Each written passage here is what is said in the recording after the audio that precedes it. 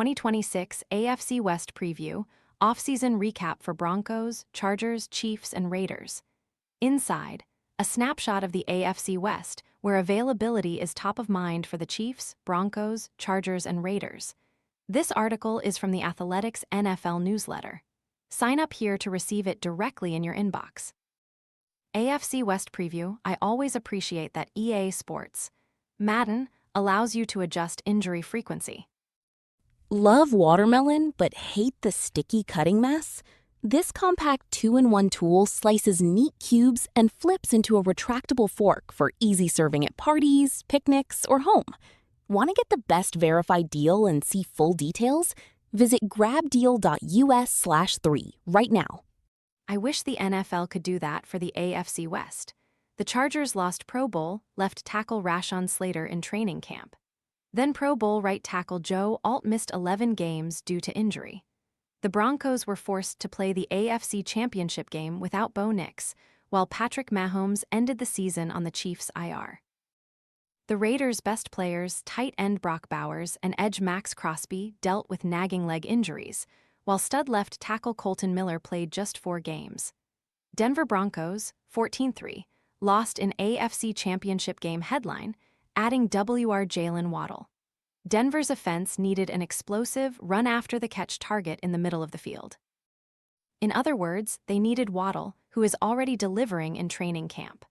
Subtle, losing DL John Franklin Myers. An underrated contributor, Franklin Myers had the 5th most sacks at his position in 2025, 8 per PFF. His departure to Tennessee on a $21 million per year deal makes veteran DL Malcolm Roach one of the most important Broncos this season.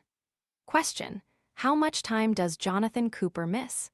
The edge rusher's status is uncertain after being arrested twice in June, with the NFL yet to levy any punishment. Cooper is currently practicing with the team and is a key member of Denver's defense, starting all 17 games in each of the past 3 seasons and averaging 9 sacks per year. BetMGM projects 9.5 wins here, so I'm narrowly taking the over for one of the league's best rosters. Denver finished 11-3 in one-score games while overachieving last season. Los Angeles Chargers 11-6, lost in wildcard round headline. Mike McDaniel hired as OC.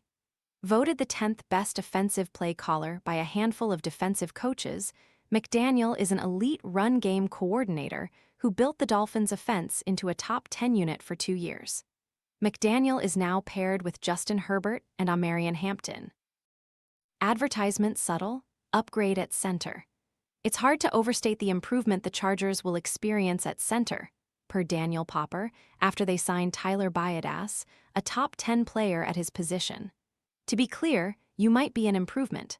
Former center Bradley Bozeman finished 40th among 40 qualifying centers in PFF grade.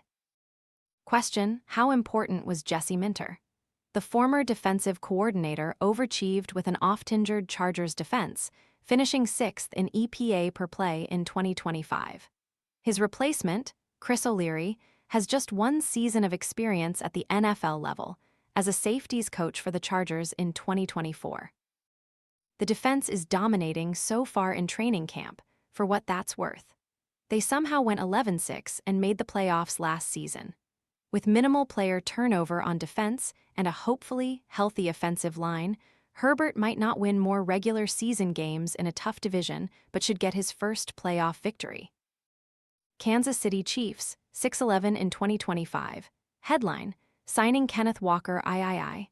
A non-existent run game made life difficult for the Chiefs' offense, which ranked 30th in explosive rush rate last season, runs of 12-plus yards. Walker, the Super Bowl MVP, finished 5th in that same stat.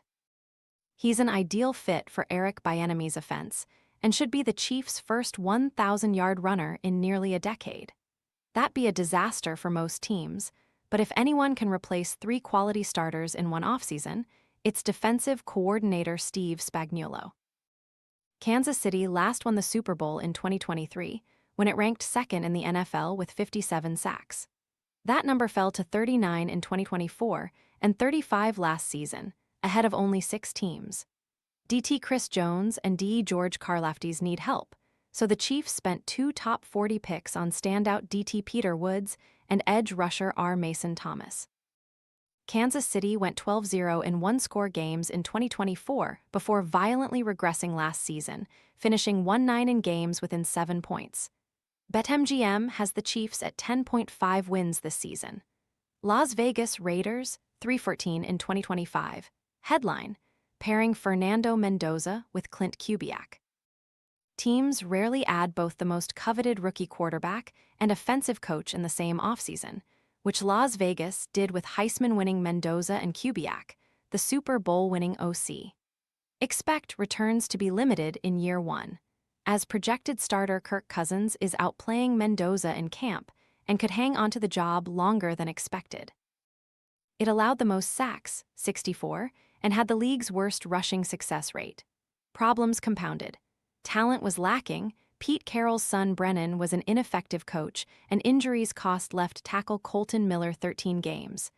Carroll is gone, Miller is healthy, and new center Tyler Linderbaum is among the league's best. They added former Vikings WR3 Jalen Nailor and drafted impressive rookie Malik Benson in the 6th round to compete with incumbents Tree Tucker, Jack Betch, and Daunt Thornton Jr. It's more likely that Brock Bowers plays the Jackson Smith-Njigba role in Kubiak's offense. Pete Carroll and Chip Kelly weren't up to the task of overachieving with the league's weakest roster. The Raiders gave $308 million worth of contracts to free agents to give Kubiak a much better shot this year. Extra points microphone, fighting demons. Dre Greenlaw dishes on his short, unhappy stint with the Broncos. Cheese wedge Packers reset. Jordan Rodriguez shared what she heard, saw, and learned in Green Bay. It'll have you keen to visit Lambeau. Jake Siley's rankings are live, with Eagles rookie receiver Mackay Lemon someone he's sure to draft. Take heed. Moneybag Zay Flowers overpaid. The Ravens made the 25-year-old the league's 4th highest paid receiver, with an average of $35 million per year. Wow. Play most clicked. Mike Sando's 2026 QB tiers, which rank Shedeur Sanders last among 35 quarterbacks. Closed mailbox with raised flag. Enjoyed this read? Sign up here to receive the Athletics free NFL newsletter in your inbox.